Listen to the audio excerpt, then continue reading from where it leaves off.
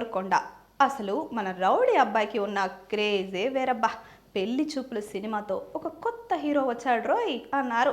ఇక అర్జున్ రెడ్డితో నా భూతో నా భవిష్యత్తు, ఆ ప్రేమించడం ఏంట్రా, రొమాన్స్లో పీక్స్, ప్రేమ విఫలమైన ప్రేమికుడిగా నటన అదుర్సు, ఆ మందు తాగడం ఏంటి, ఆ సిగరెట్ ఏంటి, డాక్టర్గా పర్ఫెక్ట్గా ఉన్న హాస్పిటల్లో కూడా మందా అని చూసిన వాళ్ళు అనుకున్నారు కదా.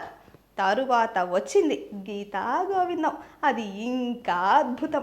రష్మికతో ప్రేమ, ఇంకా ఆమెని పడేయటానికి పడిన పాటలు. మొగుడు అంటే ఇలా ఉండాలి అని చాలామంది ఆడపిల్లలకు అనిపించుంటుంది కదా. తరువాత పెద్ద హిట్లు పడలేదు పాపం.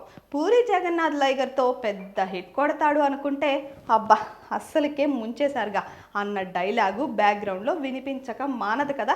ఇక ఇప్పుడు కల్కిలో అర్జునుడిగా కనిపించి అమ్మయ్య అనిపించాడు ఫ్యాన్స్కి. తర్వాత గౌతమ్ తిన్ననూరితో కలిసి ఒక పోలీస్ యాక్షన్ డ్రామా చేస్తున్నాడు. ఇది హిట్ కాకపోతే పరిస్థితి ఏంటయ్యా. ఇక నెక్స్ట్ మన టిల్లు, అదే సిద్ధు జోనాలగడ్డ గురించి కూడా మాట్లాడుకుందాం. డీజే టిల్లు అంటూ పూనకాలు తెప్పించాడు ఫ్యాన్స్కి, సినిమా లవర్స్కి. ఇక టిల్లు స్క్వేర్ అంతగా హిట్ అవ్వలేదు. సో నెక్స్ట్ సినిమా ఖచ్చితంగా కుంభస్థలం బద్దలు కొట్టాలి అన్న రేంజ్లో ఉంది ఫ్యాన్స్కి. తదుపరి బొమ్మరెల్లు భాస్కర్తో జాక్ అనే సినిమా చేస్తున్నాడు. తరువాత నీరజ కోనతో తెలుసు కదా సినిమా చేస్తున్నాడు. ఇవి 2 సెట్స్ మీద ఉన్నాయి, కానీ 2 సాఫ్ట్ డ్రామాలు అంటున్నారు. మరి మన తెలంగాణ కుర్రాడికి సెట్ అవుతాయా? వెయిట్ చేయక తప్పదు మరి. సో ఇదండి ఇవాల్టి టాలీవుడ్ హీరోల కథ.